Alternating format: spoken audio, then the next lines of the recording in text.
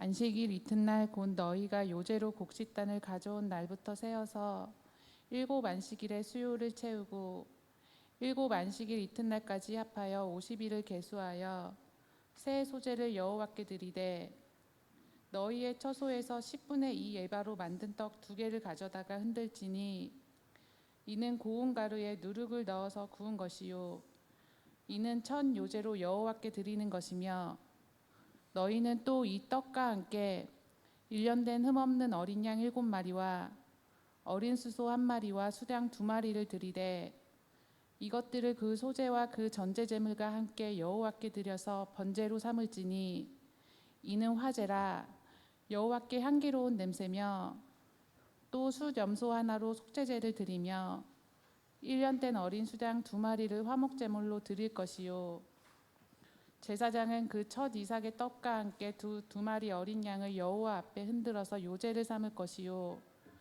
이것들은 여호와께 드리는 성물이니 제사장에게 돌릴 것이며 이날에 너희는 너희 중에 성회를 공포하고 어떤 노동도 하지 말지니 이는 너희가 그 거주하는 각처에서 대대로 지킬 영원한 규례니라.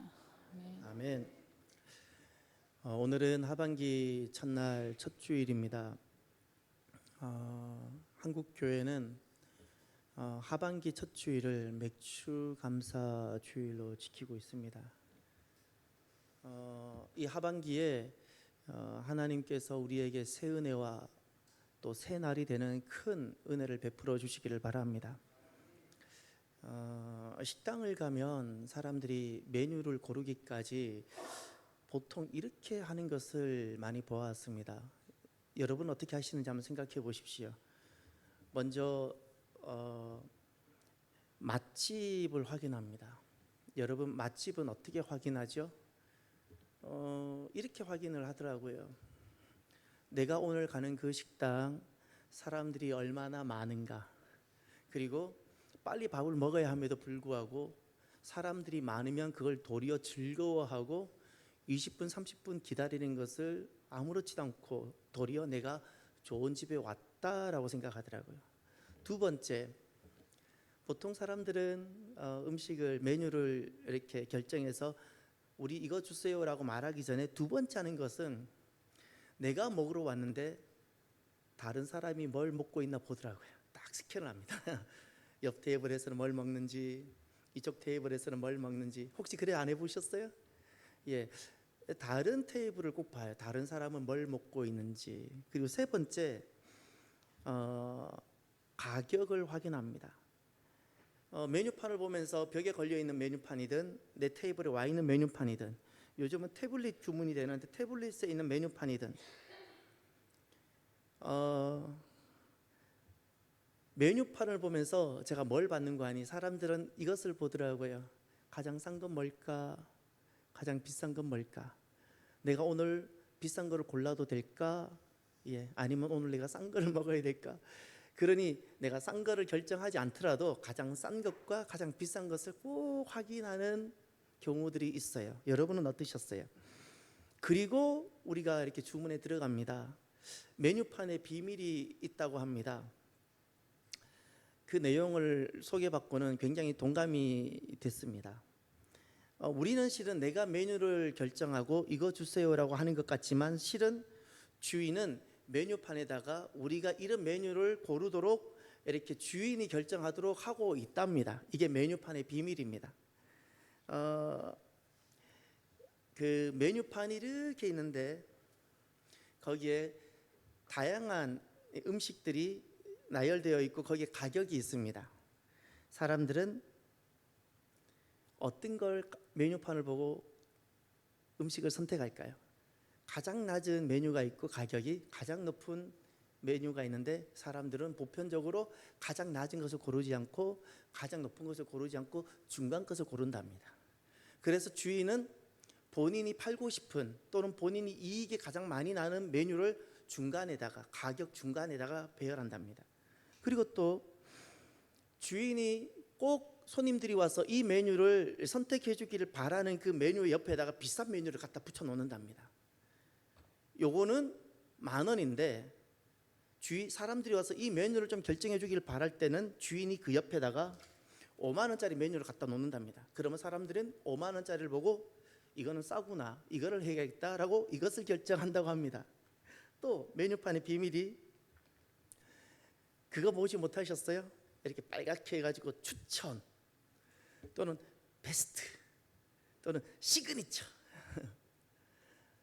괜히 추천하면 이 가게에서는 이 음식이 맛있을 것 같고, 또 베스트, 사람들이 이걸 많이 시켰나 보다, 이유가 있겠지. 또 시그니처, 우와, 이 집에서 제일 내세우는 것이 이건가 봐. 그래서 사람들은 그냥 그렇게 표시되어 있는 것을 선택하는 경우가 생각보다 많답니다. 그리고 우리가 이제 주문을 하는데, 그럼에도 불구하고 맛집을 확인했어요. 다른 사람 뭘 먹고 있나 타인을 확인했어요. 가격도 확인하고 메뉴판도 다 확인했어요. 주인으로 하여금, 우리로 하여금 이거 먹으라고까지 유도를 다 받았는데, 그 다음 우리가 주문을 이렇게 합니다. 서로, 자 이제 우리 뭐 먹을까? 아무거나. 이렇게 맛집 확인했어요. 맛집에 왔어요. 다른 분들이 옆 테이블에서 뭘 먹는지 다 봤어요. 가격도 제일 싼 거 비싼 거 다 확인했어요. 주인이 뭘 먹기를 바라는지 다 봤어요. 뭘 먹을까 결정해야 되는데 아무거나. 초등학교 31년을 재직하신 분이 참 의미 있는 이야기를 하셨습니다. 31년 동안 교사로 재직하면서 수많은 어린아이들을 반복적으로 만나고 가르치면서, 어린아이들이 언제 선택하고 언제 결정하는가, 어린아이들은 왜 선택을 잘 못하고 어린아이들이 결정을 잘 못하는 어린이들은 왜 그럴까? 그것이 정체성이라는 겁니다. 정체성이 있어야 내가 이것을 선택하고 내가 저것을 결정하는 겁니다. 오늘 나는 돈이 없구나라는 나의 정체성이 있을 때 가격이 낮은 것을, 남들은 아무리 시그니처를 먹더라도 저는 가장 싼 것 주세요라고 말을 할 수 있다는 겁니다. 남들은 아무리 베스트를 먹더라도 오늘 나는 간간한 걸 먹고 싶어요. 그러면 나는 오늘 간간한 거 적어 주세요라고 말을 할 수 있다는 겁니다. 내가 정체성이 있어야 되는 겁니다. 이 정체성은 초등학교 때 절반이 형성이 되는데, 그 교사가 어떻게 하면 건강한 정체성을 형성할 수 있을까? 그 31년간 교직 생활을 하면서 세 가지를 이야기를 했습니다. 하나가 드러내기입니다. 나를 드러내라. 나 오늘 주머니에 돈이 없어요. 남들은 다 시그니처를 먹고 싶어도 나는 오늘 간간한 걸 먹고 싶어요. 나는 오늘 비릿한 걸 먹고 싶어요. 이렇게 내가 원하는 것을 드러내라는 겁니다. 드러내라. 이것은 그 건강한 정체성이 아니랍니다. 옆에 있는 사람들 칭찬받고 인정받고 싶어서 그들에게 의존하려는 경향. 나는 지금 돈이 없어도, 나는 지금 간간한 걸 먹고 싶은데 의존적인 경향이 되면 나는 간간한 거 먹고 싶다는 말도 못하고 그냥 끌려가는 겁니다. 아무거나 주는 대로. 또 두 번째, 건강한 정체성을 형성하기 위해서는 착한 아이가 되지 않아도 된다는 것을 알려주어야 한답니다. 착하다는 것은 매우 가치 있고 소중한 것입니다. 착해야 됩니다. 우리의 자녀들이 착한 사람들을 만나서 가정을 이루기를 저 또한 바랍니다. 그런데 만약에 착하다는 것과 착한 아이는 전혀 다릅니다. 만약에 사람이 착한 아이로 어릴 때부터 계속 자라서 성인이 되면 어떻게 될까요? 자율성이 없는 성인이 됩니다. 스스로 무엇도 결정하지 못하고 무엇도 하지 못합니다. 그러니 마마보이라는 단어가 등장하는 겁니다. 착한 아이가 되지 않아도 되는 겁니다. 남들은 다 이것을 해도 나는 이것 하겠습니다라고 그렇게 할 수 있어야 됩니다. 세 번째가, 가장 강조했던 것이 이겁니다. 잘 듣기입니다. 수많은 어린아이를 만나면서 결국에는 학습이 뛰어나고, 결국에는 그 학생이 계속 발전하고, 그리고 잘 자란 학생들의 공통점이 있는데 잘 듣더라는 겁니다. 잘 듣더라. 그 선생님이 학생들에게, 어린이들에게 문제를 냈습니다. 누구나가 답할 수 있는 쉬운 문제를 냈습니다. 정답은 나비였습니다. 나비에 대한 질문을 했습니다. 학생들이 어린이들이 다 나비라는 답을 알고 있었습니다. 그런데 이렇게 했습니다. 답을 시험지 우측 상단 이름 적는 곳 위에 적으세요 그랬어요. 25명 또는 30명의 한 어린이들이 나비라는 답을 다 알고 있었음에도 불구하고 정답을 쓴 어린이는 2명뿐이었답니다. 2명만 알고 있는 정답 나비를 시험지 우측 상단 이름 적는 곳에 2명만 적었고 나머지는 자기가 적고 싶은 문항에다가 그 질문에다가 나비를 적었다는 겁니다. 잘 안 들은 겁니다. 덤벙거린다는 것은 성격이 급하다는 뜻이 아닙니다. 성격의 문제가 아닙니다. 덤벙거린다는 것은 끝까지 경청하지 못했다는 겁니다. 끝까지 못 들었다는 증거입니다. 잘 듣지 못하면 절대 건강한 정체성이 형성되지 못합니다. 잘 들어야 합니다. 신앙생활에 있어서도 신앙의 정체성이 너무나도 중요합니다. 내가 하나님의 백성이란, 영적 이스라엘이란 건강한 정체성은 어떻게 형성이 될까요? 우리는 세상 속에 흩어져서 섞여서 살아가는데 아무렇게나 살아갈 수 없지 않습니까? 식당에 가서 아무거나라고 말하는 것이 건강하지 못한 사람인 것처럼 내가 세상 살아가면서 아무렇게나라고 살아가는 것은 우리가 건강하지 못한 그리스도인을 보여주는 겁니다. 어떻게 하면 건강한 신앙 정체성을 우리가 가질 수 있을까요? 오늘 말씀은 레위기 23장입니다. 레위기 23장은 7가지 여호와의 절기가 나옵니다. 여호와의 절기라는 것은 유대인의 명절이거나 우리는 별로 관심을 갖지 않아도 되는 어떤 것이 아닙니다. 먼저 2절을 보십시오. 오늘 본문 조금 앞쪽에 2절에 보면 이스라엘 자손에게 말하여 이르라. 다 함께 볼까요? 이것이 나의 절기들이니 너희가 성회로 공포할 여호와의 절기들이니라. 아멘. 나의 절기라 그랬습니다. 나라는 것은 하나님입니다. 하나님의 절기고 너희들은 반드시 거룩한 모임, 성회, 거룩한 모임을 하기 위해서 노동도 하지 말고 성회로 모여서 여호와의 절기로 지키라는 겁니다. 이것은 명절이 아닙니다. 명절은 사람이 중심입니다. 명절은 사건이 먼저 있고 그 다음 이어지는 겁니다. 6.25라는 만약 명절이 있었으면, 광복절이라는 명절이 있었으면 광복이라는 사건이 있고 그 다음부터 광복절이라는 명절이 돌아오는 겁니다. 근데 절기는 그렇지 않습니다. 주님이 먼저 제정하시고 제정에 따라서 움직이는 것이 절기입니다.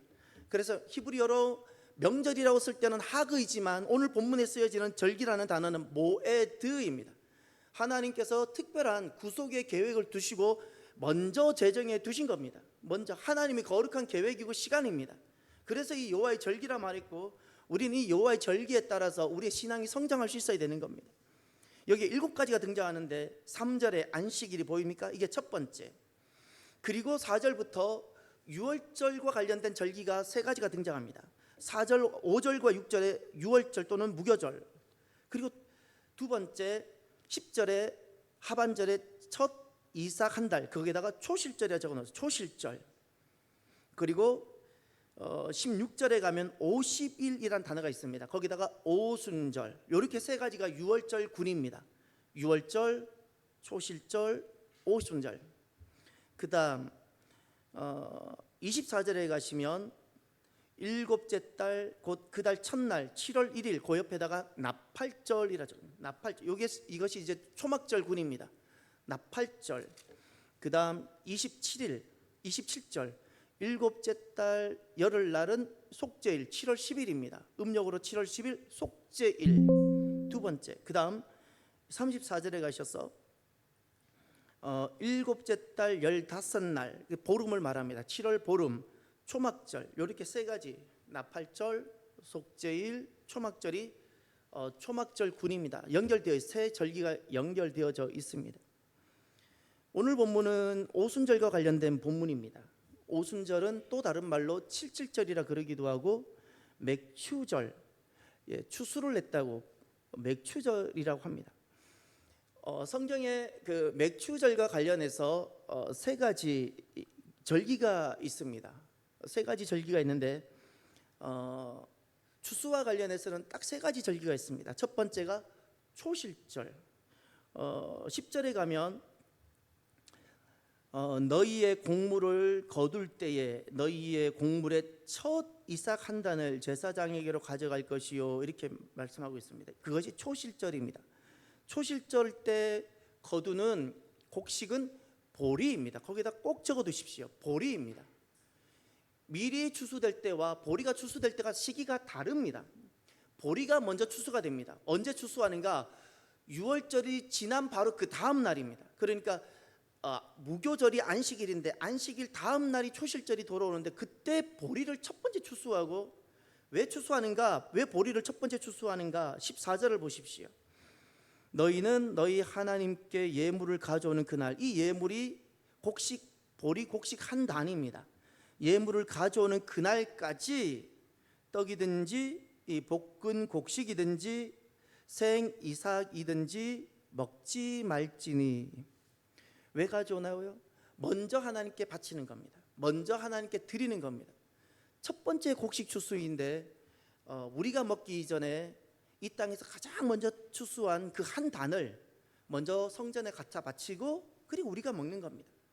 대학 시절에 여러 가지 우리 경건 훈련을 위해서 CCC에서 우리가 훈련하는 것이 많이 있습니다. 그런데 잘 안 됩니다. 우리가 몸이 있으니까 잘 그렇게 요구해도 잘 안 되고, 그래서 어떤 훈련을 하는 거 아니, MB 운동을 많이 합니다. No Bible, no breakfast. 예. 아침에 성경을 펼치고 성경을 읽지 않으면 아침 안 먹는다는 겁니다. 이 운동이 어디서 나왔는가? 초실절입니다. 초실절은 그의 첫 번째 곡식입니다. 첫 번째 곡식을 드리기 전까지는 우리는 안 먹겠습니다라는 겁니다. 이 신앙이 초실절에서 나온 겁니다. 그 다음 맥추절이 두 번째 추수와 관련된 절기가 있습니다. 그것이 오늘 본문입니다. 16절에 보면 50일을 계수하여 새 소재를 여호와께 드리되, 예, 새 소재죠. 아까는 첫 이삭 한 단이죠. 이번엔 새 소재인데 17절에 보면 이때는 어떤 그 절기인지 한번 보십시오. 너희의 처소에서 10분의 2 에바로 만든 떡 2개. 무슨 가루로 무슨 곡식으로 만들었을까요? 이 떡은 떡 2개를 가져다가 흔들지니 이는 고운 가루라 되어 있죠. 떡 2개와 고운 가루에다 밑줄 치고요, 거기다가 밀이라고 적어 놓으십시오. 이때는 밀입니다. 밀로 만드는 겁니다. 그러니 초실절 때는 보리 한 단을 성전에 갖다 바침으로 이제 우리가 주님께 드렸고 나머지 우리가 먹는 겁니다. 이렇게 시작하는 겁니다. 그런데 맥추절 때 너무 중요한 것이 있는데, 고운 가루죠. 이건 일반 사람들이 먹는 것이었습니다. 보리는 가난한 사람들이 먹는 겁니다. 그러니 이 밀주수를 기다렸던 겁니다. 그래서 오순절을 너무너무 기다리고 갈망합니다. 더 중요한 것은 17절 하반절을 한번 보십시오. 이는 고운 가루에 누룩을 넣어서 구운 것이요. 누룩이란 단어가 보입니까? 지금까지 누룩 넣지 못하고 먹은 지가 너무 오래됐습니다. 6월절 때부터 누룩 없는 무교복만 먹고 온 겁니다. 지금 이때 처음으로 뭐 한다고요? 누룩을 넣는 겁니다. 여러분 오늘 집에 가셔서 모든 양념을 다 제해 보십시오. 모든 양념을 다 제하고 음식을 한번 만들어 보십시오. 저는 제가 결혼했을 때 저희 장모님이 위가 좋지 않아서 그 저염 음식에, 그 맵지 않는 밋밋한 음식에, 또 아무튼 간이랑 간은 다 뺐어요. 결혼해서 딱 이제 그 음식을 접한 겁니다. 그리고 사위니까 많이 주고 싶으셔서 고봉에 밥을 딱 주셔가지고, 이것도 어떻게 주시냐면 반을 먹으면 또다시 고봉을 만들어 주세요. 최소한 이렇게 2번을 먹어야 되는데 아무 맛도 잘 안 되어 있는 이 음식으로 2번 밥을 한번 드셔보세요. 믿음이 아니면 불가능합니다. 이렇게 만약에 한 달을 살아보세요. 지금 이스라엘 백성들은 6월절부터 그거 뭐라 그러죠? 감미할 수 있는, 맛을 낼 수 있는 모든 것이 없는 가운데 음식을 먹어온 겁니다. 그러니 얼마나 맛난 음식을 먹고 싶겠습니까? 이제 드디어 누룩을 넣을 수 있는 겁니다. 이것이 언제라고요? 오순절인 겁니다. 오순절은 이렇게 정말 사람이 먹고 싶은 밀가루를 가지고 빵을 만들고 맛있는 걸 만들어서 누룩을 넣어서 먹을 수 있는 새 시대인 겁니다. 새날. 오순절은 새날인 겁니다. 6월절에부터 시작했던 누룩을 먹지 못하는 이 고통을 견디고 뭘 하나만 생각해요? 오순절에 이제 밀가루를 먹을 수 있고 누룩이 들어간 음식을 먹을 수 있다는 그거 하나만 희망 가지고 견디고 달려오는 겁니다. 이것이 오순절입니다. 이것을 맥추절이라 부르는 겁니다. 그래서 이 맥자는 한자로는 보리맥자지만 우리는 보리라 생각하면 안 됩니다. 밀입니다. 밀. 한자로 밀을 뭐라 부르죠? 갑자기 그 생각이 드네요. 한자로는 밀을 뭐라 부르죠? 보리만 이야기한 것 같아, 그죠? 보리맥자. 밀은 없잖아요. 예. 세 번째, 성경에 추수와 관련된 또 절기가 있습니다. 마지막 절기 하나가 더 있는데 수장절입니다. 수장절은 또 다른 말로 초막절 또는 장막절이라 부릅니다. 그런데 수장절이라고 추수와 관련된 절기 이름 또 가지고 있습니다. 저장해서 간직한다라는 겁니다. 예, 거두어서 저장한다는 뜻입니다. 수장절이란 무엇을 거두어서 저장할까요? 과일입니다. 그러니 초시절 때는 보리를 추수하고 맥추절 때는 밀을 추수하고 수장절 때는 여름 과일을 추수하고 예, 이렇게 추수하는 겁니다. 이번 하반기에 우리 가정에 추수의 복이 있기를 바랍니다. 기도의 응답이 있기를 바랍니다. 열매가 있기를 바랍니다. 땅이 복을 받고 자녀가 복을 받고 가정이 복을 받게 되기를 바랍니다. 많은 결실이 있기를 바랍니다. 성경에 이렇게 추수와 관련된 많은 절기가 있습니다. 특별히 오순절, 한국교회에서는 오순절 또 다른 말로 맥추절이라 부르는데 한국교회에서는 7월 첫 번째 주일 하반기를 맥추절로 보내고 있습니다. 오순절은 어떤 의미가 있을까요? 새 시대를 뜻합니다. 새로운 시대, 새 날이 왔다라는 겁니다. 새 은혜가 선포되는 겁니다. 이제 다시 한번 보시길 바랍니다. 16절을 보십시오.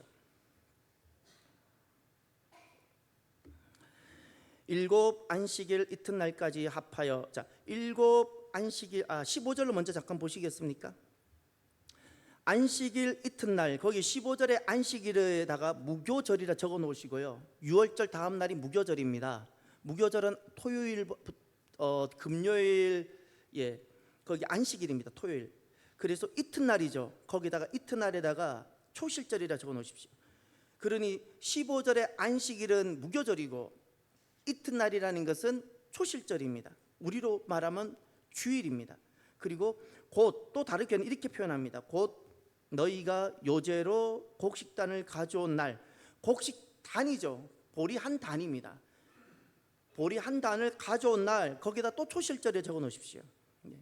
이 초실절로부터 일곱 안식일 수요를 세워서 일곱 안식일 이튿날 일곱 번째 안식일 16절을 가보십시오. 일곱 안식일 거기다가 안식일이죠.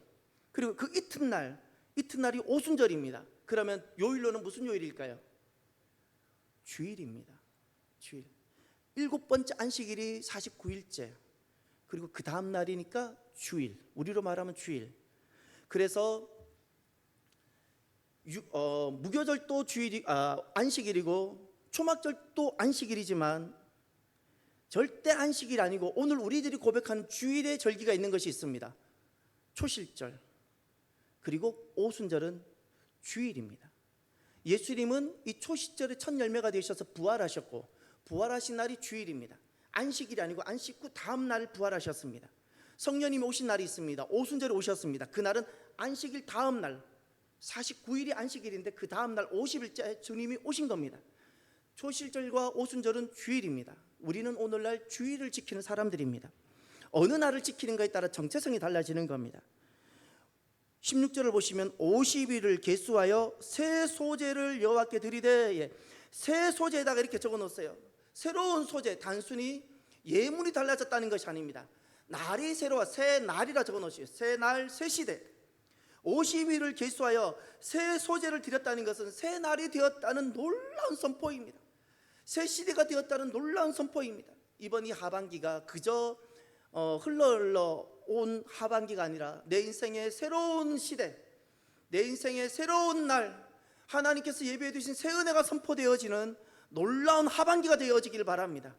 정말 우리들에게 감격스러운 오순절의 날이 되어지기를 바랍니다. 옛것은 다 지나가고 새 날이 되어지고 새 시대가 되어지고 슬픔은 지나가고 기쁨이 가득한 이 새 날, 새 시대 되기를 바랍니다.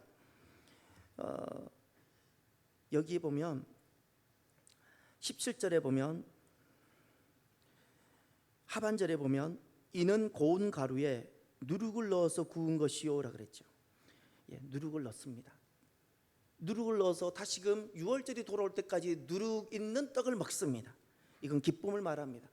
이 고통의 끝을 말합니다. 슬픔의 끝을 말합니다. 이때 쓰는 누룩은 죄를 상징하는 것이 아니라 기쁨을 뜻하고 새 날을 의미합니다. 새 시대, 새 은혜를 말합니다. 이제는 누룩을 먹지 못하는 고통의 끝, 슬픔의 끝, 성령님이 주시는 기쁨의 상징, 바로 이 누룩입니다. 누룩. 여기서는 오순절에 있어서 그 오순절은 새로운 시대, 새 은혜를 뜻하는데 특별히 주님께서 구약의 오순절에 행하셨던 것이 하나 있고 신약의 이 오순절에 행하셨던 한 가지가 있습니다. 구약 시대 때 주님께서는 오순절에 행하셨던 놀라운 역사가 하나 있습니다. 정말 놀라운 역사가 하나 있는데 그것이 유월절은 고센 땅에서 겪습니다. 고센 땅에서 유월절을 맞이합니다.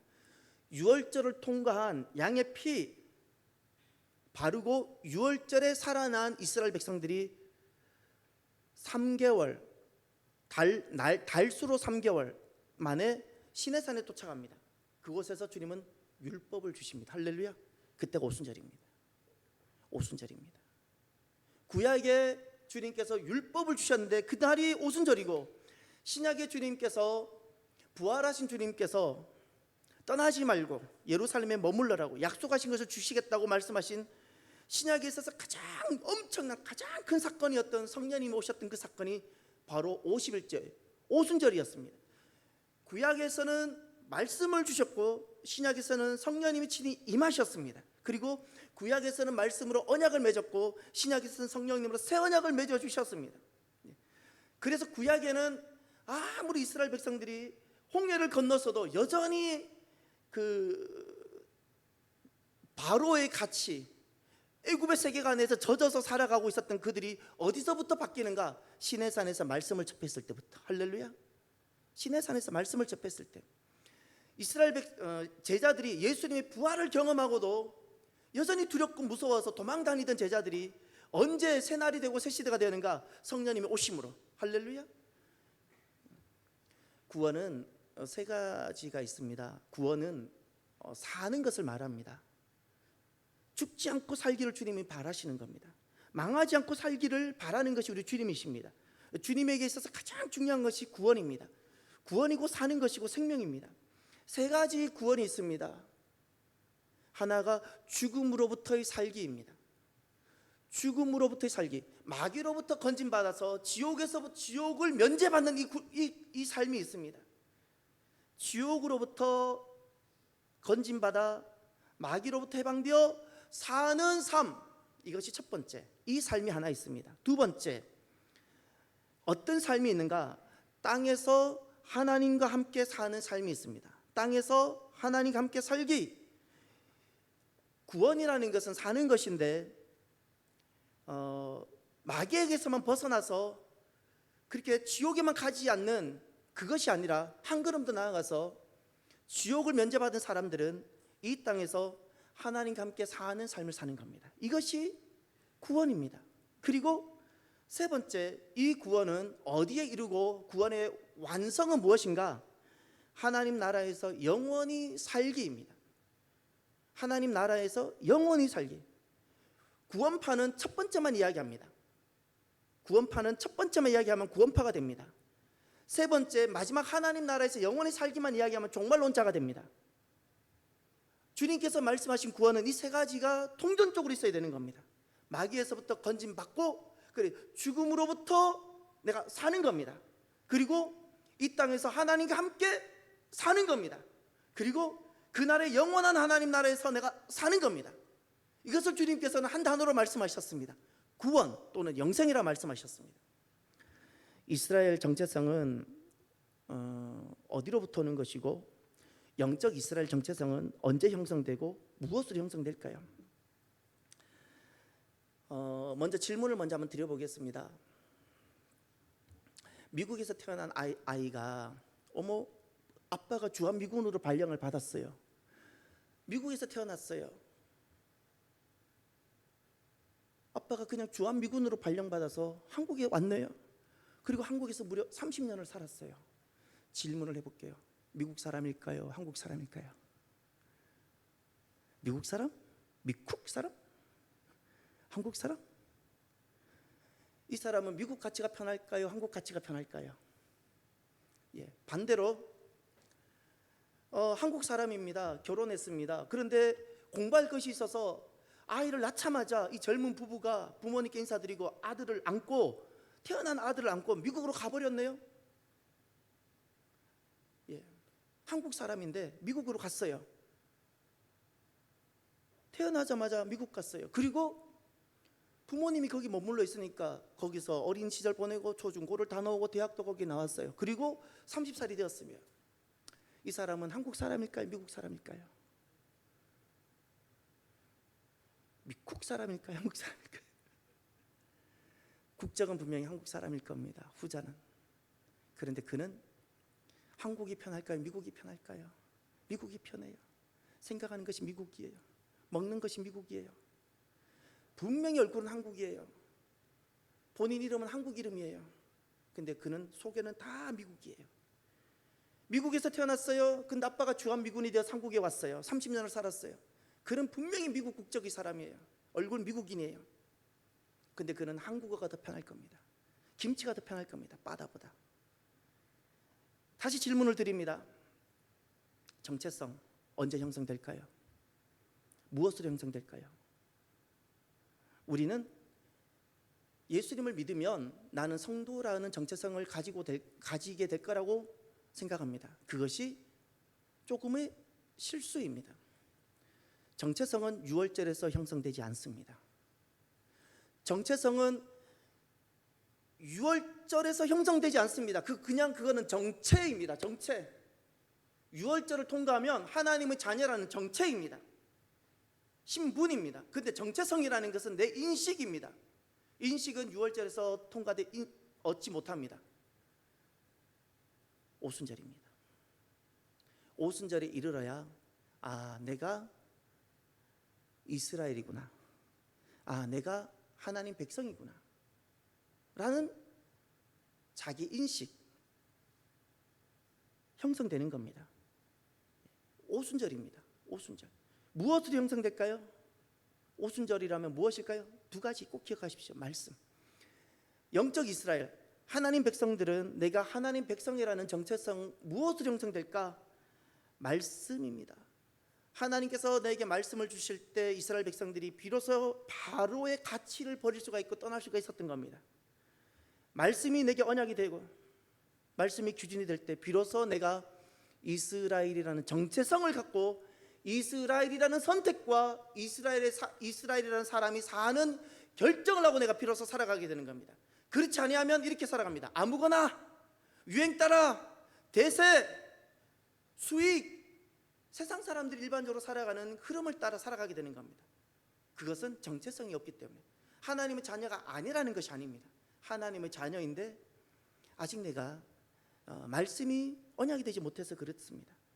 또 성령님입니다. 성령님이 부어주시고 성령님이 이끄시는 삶을 살면 교회가 되어집니다. 어디서 우리가 이스라엘이라는 정체성이 형성될까요? 성령님은 내가 임의로 어떻게 안 됩니다. 성령님이 오시는 것이고 은사도 성령님이 주시는 겁니다. 한 가지 할 수 있는 것이 있습니다. 나의 정체성을 함양하고 길러가기 위해서 내가 할 수 있는 것이 교회의 삶입니다. 교회라는 것은 성령님이 오시고 나서 만들어지는 겁니다. 교회의 삶을 내가 힘있게 살아가 보는 겁니다. 시간 나고 여유가 있을 때 교회를 다니는 것이 아니라 교회를 먼저 주님을 생각함으로 주님을 섬기는 마음으로 내가 교회를 먼저 생각해 보는 겁니다. 그러면 이스라엘이라는 정체성을 가지고 내가 정체성을 가지고 선택하고 이스라엘이라는 정체성을 가지고 결정하는 삶을 내가 살아가게 되는 겁니다. 저는 제 자신을 돌아보면 지금 또 얼굴이 화끈거리는 평생 잊을 수 없는 순간이 떠오르는 것이 있습니다. 지금 7월인데 바로 그때도 7월이었습니다. 91년도 7월 마지막 주간, 화요일 아니면 목요일이었습니다. 제가 대한민국 육군 장교로 임관하는 날이었습니다. 보병 장교로 임관하는 날입니다. 보병 장교로 임관하기 위해서 고생을 많이 했습니다. 혹독한 선발 과정을 다 거쳤습니다. 그리고 훈련을 다 거쳤습니다. 그리고 훈련 기간 중에서도 엄청난 정신 교육을 많이 받습니다. 장교라는 그 의식 전환을 위해서 매일같이 정신 훈화를 받습니다. 장교가 무엇인지, 장교는 오늘날 온 세계에서 통용되어지는 오늘날 신사가 바로 장교라는 것을 엄청 교육을 받고, 장교가 사장이냐 양이냐에 따라 부대원이 다 달라진다고 엄청 이야기를 많이 합니다. 엄청나게 훈련과 정신 교육을 받고 드디어 어깨에 한쪽에 5만 촉강 우리 그렇게 말합니다. 5만 촉강 빛나는 다이아몬드를 2개 올리면 10만 촉강이죠. 10만 촉강 빛나는 다이아몬드를 딱 올리는 그 임강신 날, 수많은 사람들이 오고 하객들이 오고 드디어 임관을 했습니다. 대한민국 육군 장교 정복을 딱 입고 모자를 쓰고 임관을 하고 모든 행사를 마치고 드디어 이제 부모님과 함께 하객들과 함께 내려갔습니다. 근데 누군가가 저를 부르는 거예요. 그냥 부르지도 않아요. 충성 그러는 거예요.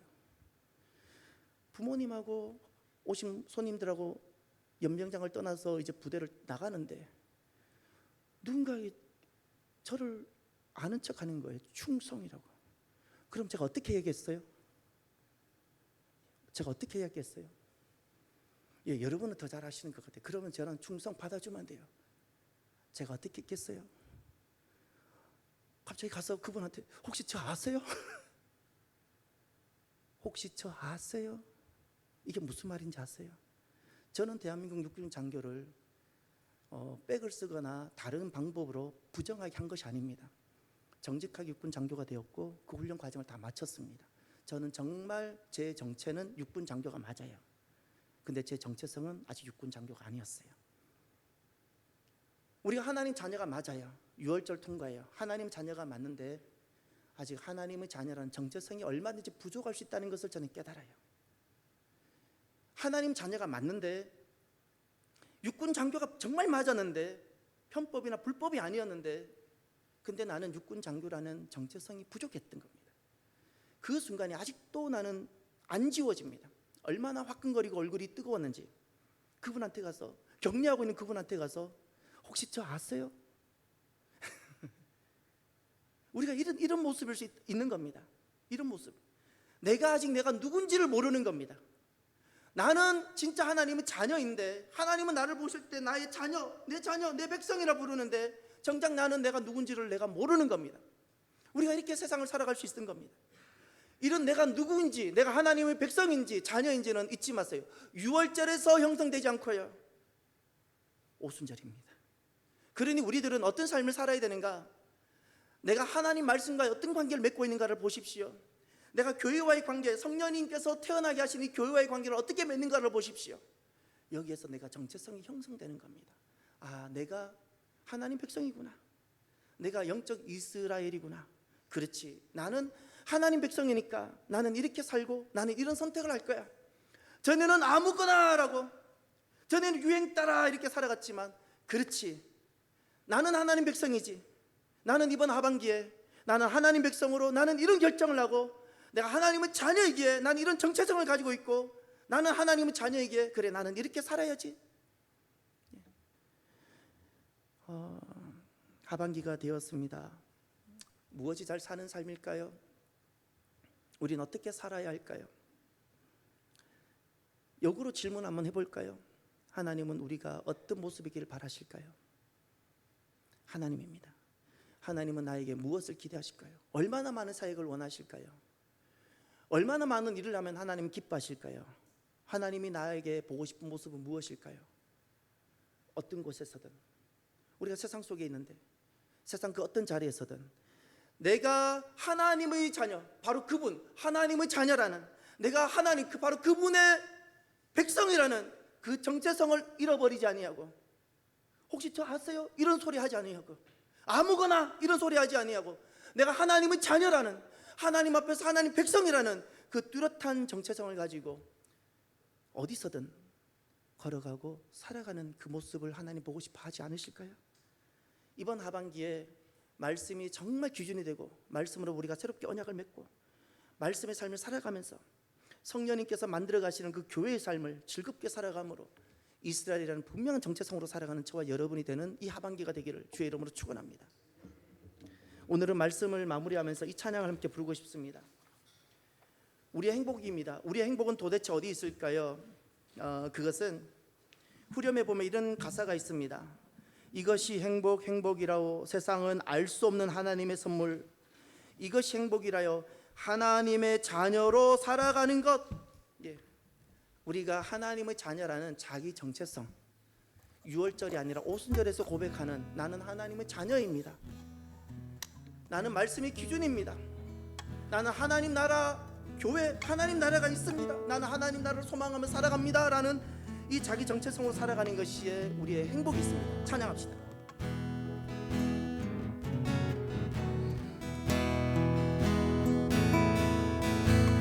화려하지 않아도 정결하게 사는 삶, 가진 것이 적어도 감사하며 사는 삶, 내게 주신 작은 힘 나눠주며 사는 삶, 이것이 나의 삶의 행복. 한 번 더 화려하지 않아도 정결하게 사는 삶, 가진 것이 적어도 감사하며 사는 삶, 내게 주신 작은 힘 나눠주며 사는 삶, 이것이 나의 삶의 행복이라. 눈물 날 일 많지만 기도할 수 있는 것, 억울한 일 많으나 주를 위해 참는 것, 비록 짧은 작은 삶 주 뜻대로 사는 것, 이것이 나의 삶의 행복이라. 아멘. 이것이 행복입니다.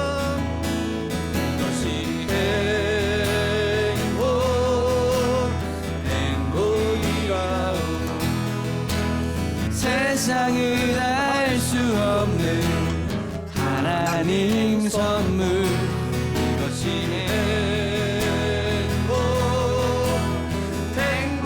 행복이라고.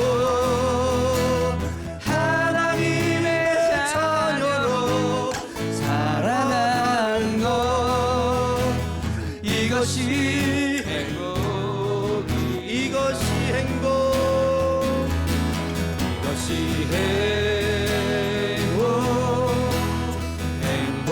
행복이라고. 세상은 알 수 없는 하나님 선물, 이것이 행복이라고. 하나님의 자녀로 살아가는 것, 이것이 행복이라고.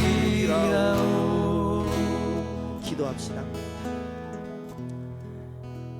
내가 하나님의 자녀는 6월절에서 되지만 내가 하나님의 자녀라는 정체성은 오순절에서 형성됩니다. 말씀과 성령입니다.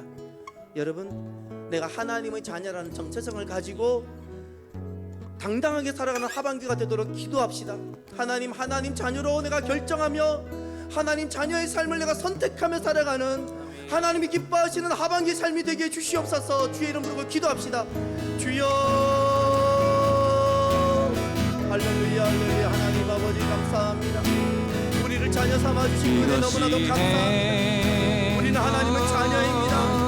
하나님의 자녀입니다. 이제 하나님의 세상은 알 선택하고 하나님의 자녀로서의 삶을 결정하는 하반기의 삶이 주어지게 하여 주시옵소서. 하나님, 우리는 분명히 하나님의 자녀입니다. 하나님의 자녀라는 사실, 이 정체성을 잃어버리고 하나님 아무거나 유행 따라 살아가는 생대지 않게 해주시고 하나님 아버지, 하나님의 자녀의 정체성을 가지고 살아가는 복되고 행복한 하반기가 되게 하여 주시옵소서.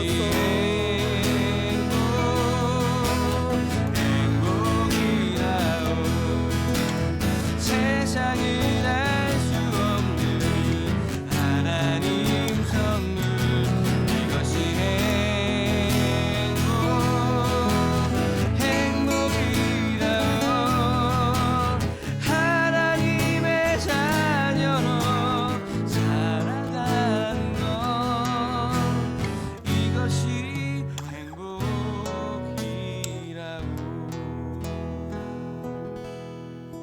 우리를 하나님의 자녀가 되게 해주신 것 너무나도 감사합니다. 하나님의 놀라운 은혜이며 주님의 공로입니다. 감사합니다. 이제 우리가 하나님의 자녀라는 분명한 정체성을 가지고 삶을 선택하고 결정하며 살아가는 하반기가 되게 하옵소서. 이 하반기는 오순절에서 펼쳐지는 하반기의 삶이 되게 하여 주옵소서. 말씀이 기준이 되어 살아가는 하반기, 성령님께서 인도하시며 하나님 나라를 이루어가는 하반기의 삶이 주여 되게 하옵소서. 주님께서 우리의 삶을 보셨을 때 너무나도 기쁘고 보고 싶으셨던 그 삶이 이번 하반기에 열매로 맺게 하여 주옵소서. 감사하며 예수님 이름으로 기도드립니다. 아멘. 봉헌 씨